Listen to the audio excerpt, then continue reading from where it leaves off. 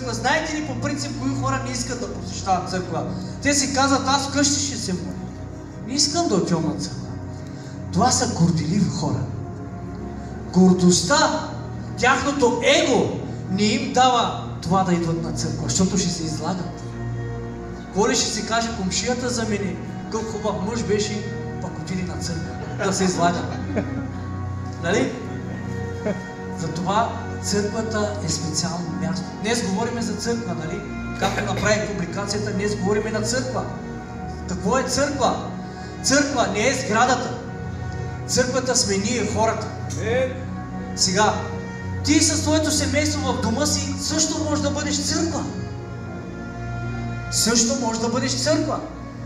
Исус каза, къде сте двама и трима, аз съм между вас. Ти в твоя дом, това е твоята църква. Но локалната църква вече е това, което сме тук в момента. Официалното. Иначе през останалото време, нали знаете, че църквата на Бога не трябва да стои на място, тя се движи.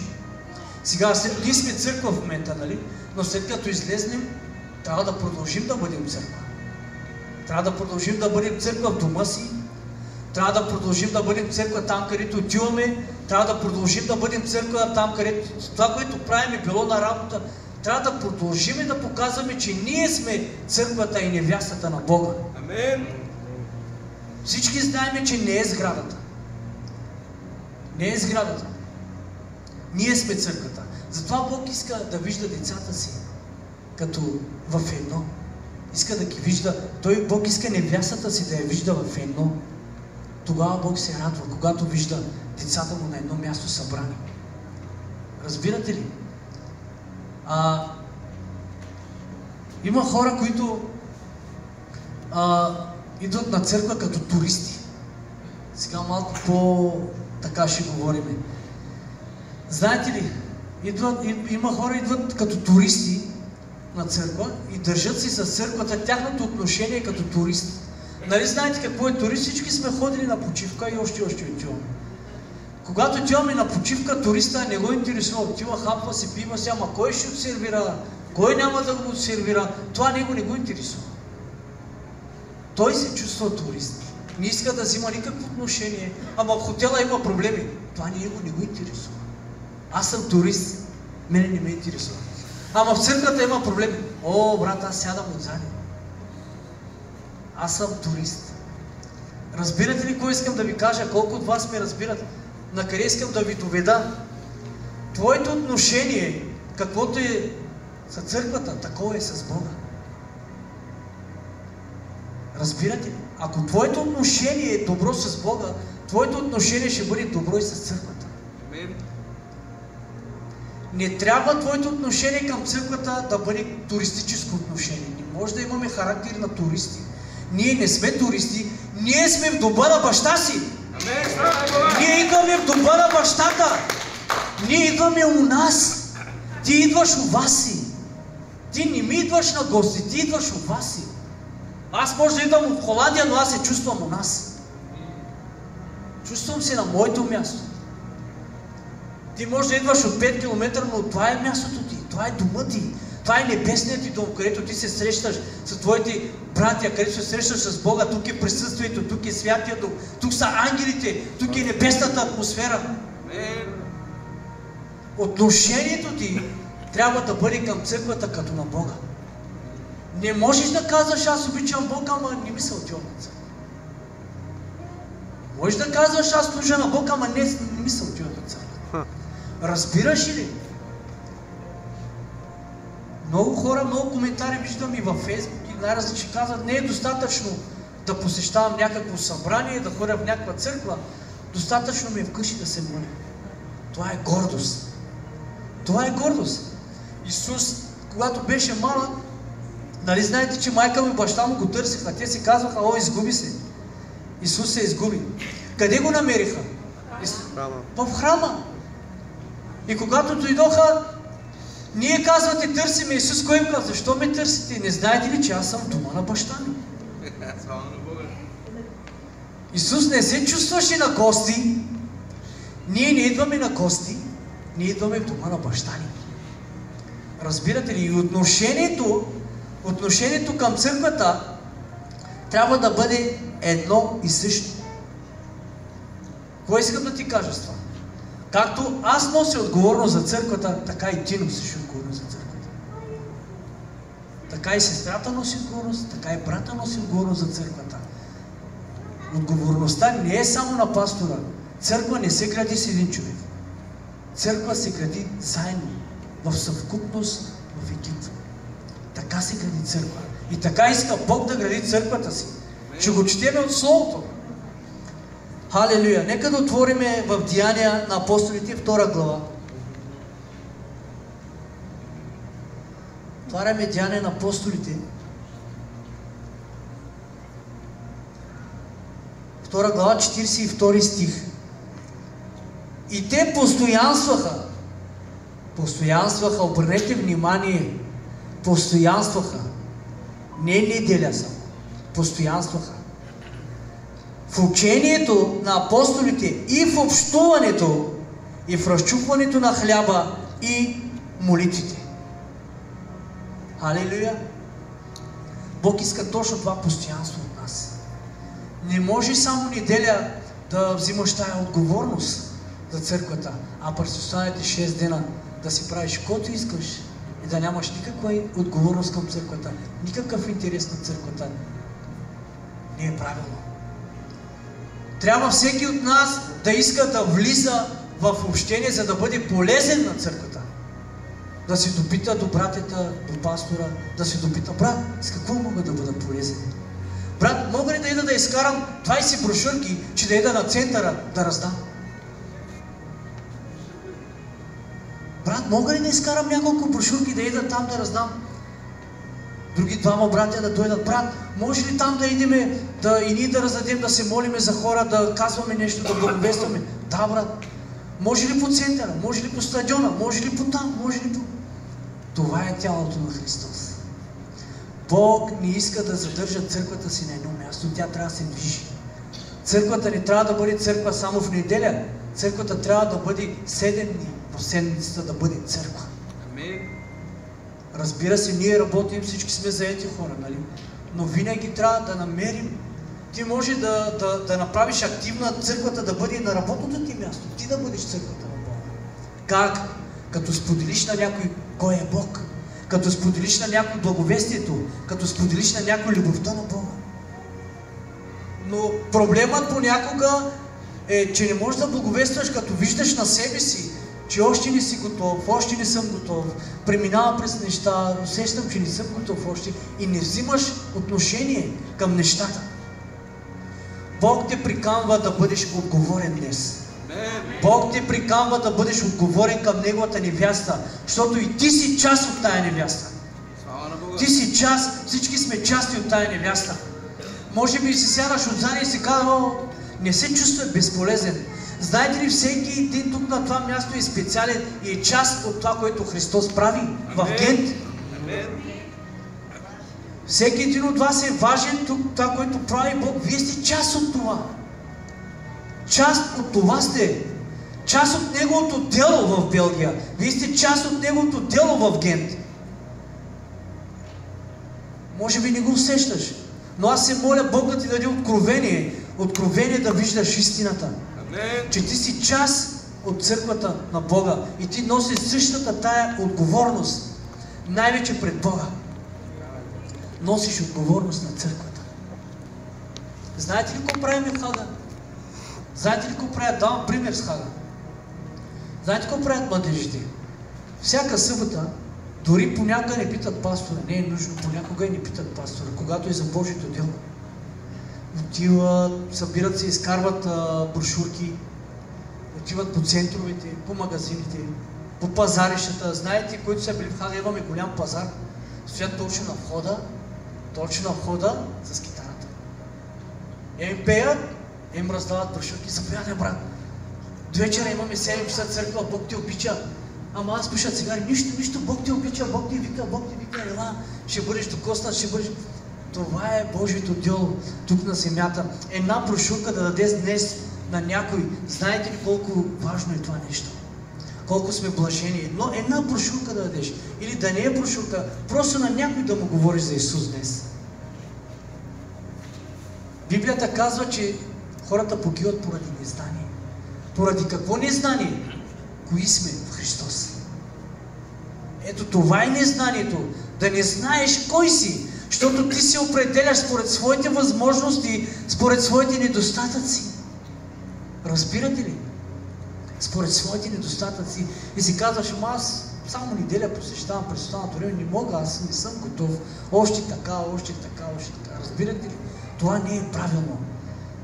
Това не е правилно. Въпреки твоите недостатъци, въпреки нещата, с които ти минаваш, искам да знаеш, че ти си важен, ти си важна и ти трябва да бъдеш полезен, трябва да бъдеш полезна за делото на Исус тук на земята. Когато ти работиш за Неговото дело, искам да знаеш, че Бог пък ще работи в твоя живот. И Той ще обрязва. Той ще обрязва. Всичко това, което ти пречи, Той ще го обреже. Той ще обрязва. Не се опитвай със собствени сили, няма да можеш да се справиш с пороци и неща, които преминаваш. Бог е този. Позволи му Той да те обреже. Той да те обреже и да те направи съвършен за себе си. Съвършен за себе си. Халелуя! Нали знаете, когато Петър се отрече от Исус, всички знаем историята, нали? За Бог не му беше чудно, че Петър ще се отрече от Него. Кой му каза Исус? Петре, когато се изправиш, утвърди братята си. Тоест, когато се изправиш, утвърди църквата. Подкрепи църквата. Това искаше да му каже Бог. Бог не му каза, Петре, ти като паднеш, повече няма да станеш. Да, Исус му каза, Петре, истина ти казвам, ти ще се отречеш от мене 3 пъти. Докато петела пропее. Така ли е? Да. И после Бог му казва, но като се изправиш, утвърди братята си. Тоест Бог не се фокусираше върху неговото падение, Бог не се фокусираше върху неговото отричане, а Бог се фокусираше върху това, че когато се изправи, когато се покае, да иде и да утвърди братята си. Слава на Бога! Халелуя! Халелуя! Още един стих ще четеме. Това е в 1 Йоаново, 5 глава. 1 Йоаново, 5 глава. Халелуя! И всеки, който вярва, че Исус е Христос, е роден от Бога. Амен! Сега. Всеки, който вярва, че Исус е Христос, е роден от Бога. Амен. И вижте какво продължава. И всеки, който люби родителя, люби и роденият от него. Амен. Кои са родените от него? Ние. Църквата. Обичам Бога, ще обичам и братята. Обичам Бога, обичам и църквата. И правя всичко възможно за делото на Христос, заради църквата. Амин. Защото Исус за кое умря? За всеки един от нас, казвам. Като цяло църква. Знаете ли, че Исус ни вижда като невяста? Нали знаем, че Исус ни вижда като невяста? Библията описва, че Исус е младоженица, ние сме невястата. Исус иска неговата невяста да бъде безпетно, без бръчка. Да бъде свята, очистена и неопетнена за Него. Как? Като позволим самия Той да идва да обрязва църквата си. Да обрязва църквата си. Знаете ли, Исус няма да се движи в живота ни, ако ние не му позволим. Моля ви, не пречете на Бог. Моля ви, не пречете на Святия Дух да прави нещата. Не пречете на Бога. Позволете Той да идва. Позволете Той да обрязва. Позволи му Той да възстановява. Просто бъди канал, през който Той да се движи. Просто бъди сърцето, което Той да царува вътре. И с което разположено сърце да имаш. Разположено сърце да имаш за Исус. Това, че сядаш отзад, не те прави незначителен. Това, че сядаш отзад, не означава, че не трябва да взимаш отношение към църквата. Ти си част от невястата на Бога. Част от невястата на Бога. И дявола се опитва точно тия мисли да ти вкарва да се виждаш по този начин неоценен, необичан, отхвърлен, може би. Някои си мислят, че някои пък не искат никакво отношение да взимат. Просто искам, казва, да си седя, брат, отзад. Не ми трябва, казва.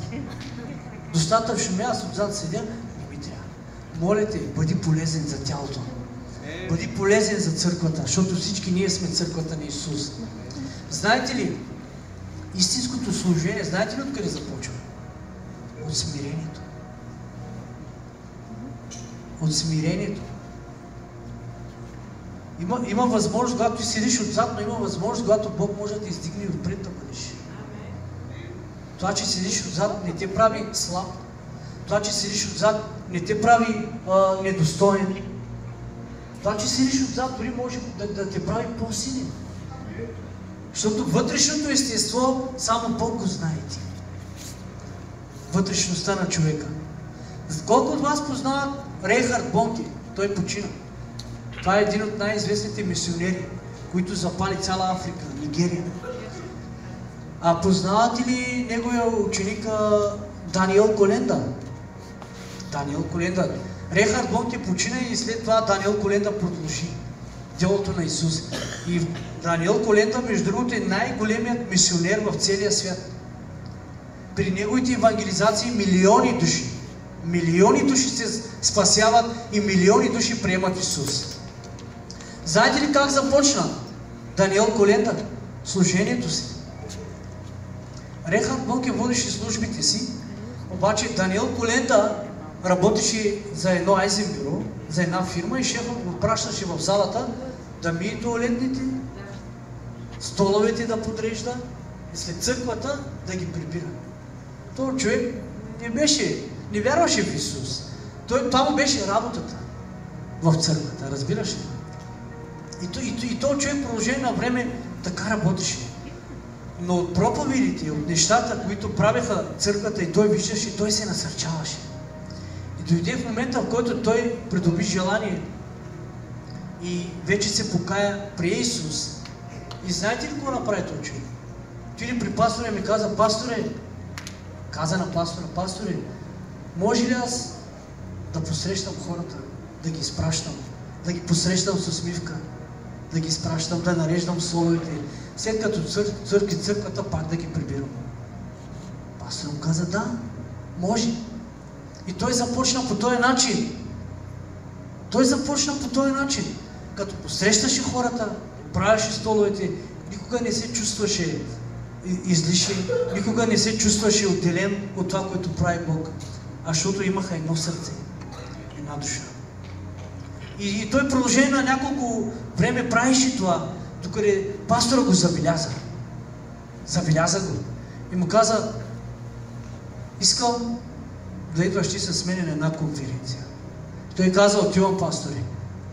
И Даниел Коленда тръгна с Рейхард Бонке. И Рейхард Бонке отиде на една евангелизация, му каза: давам ти да проповядваш 15 минути. Ама аз не съм готов. Не. Проповядвай. И той взе микрофона, наистина не знаеш какво да говори.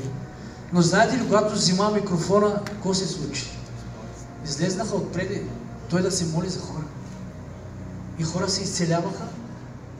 От количките, инвалидите фърлиха количките, патериците, бастуните и почнаха да ходят. Защото този човек тръгна точно от това, от смирението. От смирението тръгна. Затова казва Библията: Бог на горделивите се противи, а на смирените дава благодат. Амин. Халелуя! Халелуя! Затова пак казвам, отношението твоето, каквото е към Бога, такова ще бъде и към църквата. Трябва да бъде едно и също. Отношението ти към Бога, каквото е, трябва да бъде такова и към църквата. Защото църквата е невяста на Бога. Църквата е невяста на Бога. И Той я иска свята, без петно, без бръчка. Халелуя! Халелуя! В Матей 25 глава Бог Исус обясняваше една притча за девиците. Нали знаете, които 10 девици едните имаха масло, другите нямаха масло. Искате ли да го четем това? Да. Айде. 25 глава Матей.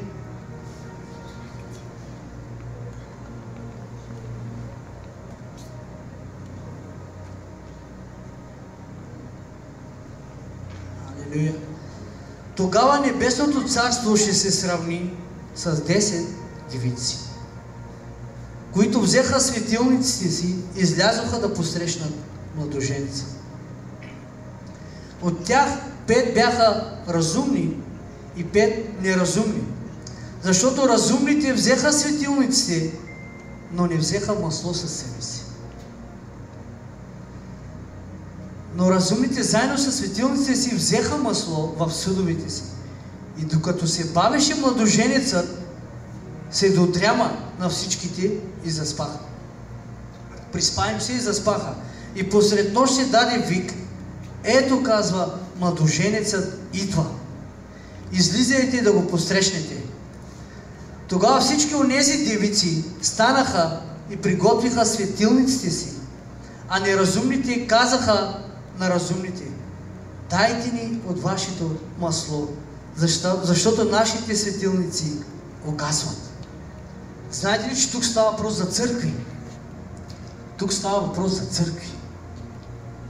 Има църкви, където имат масло, има църкви, където няма масло. И онези, които нямат масло, винаги ще виждат онези, които имат масло и ще искат и те да имат от това масло, и те да получават от това масло. И вижте какво става. Дайте ни, казват, вашето масло, защото нашите светилници угасват. Тук казва угасват, а преди това казва, че те нямаха масло, което означава, че те ични горяха.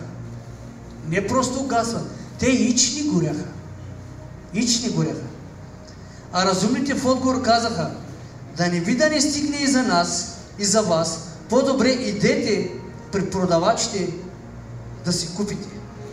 И когато те отидоха да си купят, младоженеца пристигна и готовите влязоха с него в сватбата и вратата се затвори. После дойдоха и другите девици и казаха: Господи, Господи, отвори ни. А той в отговор каза: истина ви казвам, не ви познавам. И така, дете, защото не знаете нито деня, нито часа, в който човешкият син ще дойде. Защото както един човек при тръгването си за чужбина свика своите слуги, това е вече другата притча. Другата притча я знаете за сватбата, нали? Но искам малко да се спреме върху това, върху девиците. Онези 5 девици, цялата притча говори за църква. За църква. Примерите винаги Бог ги сравнява за църква. Както и после за сватбата говори, за младоженеца, за невестите, нали? И какво се случва сега? Онези, които имаха масло, идва младоженеца, те бяха готови. Знаете ли онези защо не бяха готови? Онези, които нямаха масло. Въпросът не е, че те нямаха. Въпросът е, защо нямаха. Вижте, ония ги пращат да си купят. Обаче те закъсняха. Отидаха пък продавачи да си купят, ама закъсняха. Младоженеца дойде. Те закъсняха. Другите влезнаха, другите останаха, защото закъсняха. И идват и Бог им казва: махнете се, не ви познавам. Какво ще рече това? Че днес е благоприятното време, казва Библията, за невястата. Това масло, което идва от Святия Дух и общението на Святия Дух, трябва да го имаш. Трябва да имаш това масло. Кое е маслото? Святия Дух. Маслото е преобраз на помазание, така ли? Маслото е преобраз. Ако нямаш това помазание, може да останеш отвън. Алелуя! Разбирате ли ми? 5 девици нямаха помазание. И те искаха да го купят, но няма как да купиш помазание. Затова църквата на Бога трябва да бъдем от тези разумните, да имаме масло в себе си, маслото на Святия Дух, да бъде в живота ни, да бъдем помазани с маслото на Святия Дух и Той да гори в живота ни. За да бъдем готови, за да посрещнем младоженица. Разбирате ли? Нека да искаме от Бога точно това масло, точно този огън, точно това помазание да дойде в живота ни. Знаете ли, доколкото си отворен за Бога, толкова Святия Дух ще те изпълни. Доколкото си отворен за Святия Дух, до толкова. Той не е нахален, той е джентълмен. При никога не е отивал зорлен. Дявола е този нахалния, който влиза. Но Святия Дух е джентълмен, който винаги ще дойде до толкова, доколкото ти му позволиш. Му позволиш малко, малко ще влезе. Позволяваш му да влезе в финансовата ти област, ще бъдеш благословен. Позволяваш му да влезе в здравето ти, ще бъдеш изцелен. Позволяваш му да влезе в семейството ти, в проблемите, ще бъдат възстановени. В коя е тая област в живота ти, в която се чувстваш слаб, сух, точно там трябва да дойде. Точно там трябва да има масло. Точно там трябва да гори огъня на Святия Дух, за да дойде това възстановяване. Разбирате ли? Отношението ни, пак се връщам там, каквото е към Бога, такова трябва да бъде и в църквата. Трябва да бъдем полезни. Трябва да искаме от Бога да правим, да бъдем полезни. Знам, че всички работим, знам, че всички имаме проблеми, знам, че всички преминаваме през някакви неща в живота ни, но битките не се печелят, като си стоим в къщи. Съжалявам, Бог иска работа. Така не се печелят битки. Халелуя! По принцип Бог извоюва всяка наша победа. Всяка наша победа, нека да бъде слава на Исус. Всяка наша победа Исус я извоюва още преди 2000 години на кръста. Така ли иначе ние не може да побеждаваме? Той е този, който побеждава. Заради нас. Но Той иска да се движиме. Да се движиме. Библията казва, Исус е главата, ние сме тялото. Не може главата да върви назад, тялото напред. Ще стане катастрофа. Разбирате ли? Където е главата, там трябва да бъде и тялото. Щом главата върви напред, и тялото трябва да върви напред. Ако главата тръгне надясно, и тялото трябва да тръгне надясно. Не може. Разбирате ли? Христос е главата, ние сме тялото, казва. Халелуя! Един от нас може да е ръката, другия може да е краката, другия може да е пръстите. Ние всички заедно съставляваме едно тяло. Затова тялото не може с един човек. Пак казвам. Не може с един човек. Църквата е тялото на Бога тук на земята, през което Той трябва да се движи. И ако ние не му позволяваме, как ще се движи Исус? Ако ние се съгласяваме с това, което се случва около нас, виждаш комшията ти погива, нищо не правиш. Виждаш жена ти не се покая, нищо не правиш. Виждаш мъжът ти още не се е покаял, нищо не правиш. Ще се моля за него, брат. Какво правиш по въпроса? Съгласяваш се с това, което дявола е завзел, с териториите, които дявола е завзел в живота ти? Съгласяваш ли се? Разбирате ли ми, кое искам да ви кажа? Ние сме тялото на Исус тук на земята, през който ти да се движи. Изговаряй слово на проблема си, изговаряй слово върху жена си, изговаряй слово върху децата си, изговаряй слово върху финансовата ти област, там където не ти достига без париче, имаш проблеми финансови, изговаряй, освобождавай слово там. И освобождавай слово. Халелуя! Вярвам, че някой ден Бог ще ми даде сили да ви говоря за даване, защото там е голямата тайна на успеха. Но това друг път ще го говорим. Защото вярвам, че още не е дошло времето. Изговаряйте добри неща за децата ви, за работата ви, за семействата ви. Във всяка област, там където не сте добре, изповядвайте Слово. Изповядвай Слово. Словото, Библията казва, е като чук, който струшава скалата. Амин. Словото на Бога е като чук, който струшава всяка една ограда, която дявола се опитва да изгражда в живота ти. Пада от Словото. Пада от Словото. не става само с четене. Става с начин на живот и с изповядване върху ситуациите, върху нещата, през които преминаваш. Халелуя! Знаете ли, аз много съм мечтал да имам кола. Сега ще ви кажа. Мечтал съм много да имам кола. И първата кола, която баща ми купи, беше 12-так москвич. Най-хубавите коли. Така? Да, баща ми купи един 12-так москвич, обаче аз още нямах книжка, пък това ми беше мечтата. Аз ходих на църква, молих се на Бога да ми дава кола, па още книжка нямах. Както да е, Бог ми даде колата, нали, и аз като я вкарвам в двора, имахме една вънкашна туалетна, съборих туалетната. Кое искам да ти кажа с това? Че Бог никога няма да ти дава неща, за които не си готов още. Разбирате ли ми? Бог ще ти издигне на това ниво, в което ти си готов, но не е над това нещо, което ти не си готов. Сега ако Бог ти дава желел 60 милиона, примерно говориме, не се съблазняйте, амин, кажи амин да ти даде Господ. Бог ти дава 60 милиона. Ще се справиш ли с тях? Първото, което идва на къла, ще правим църква.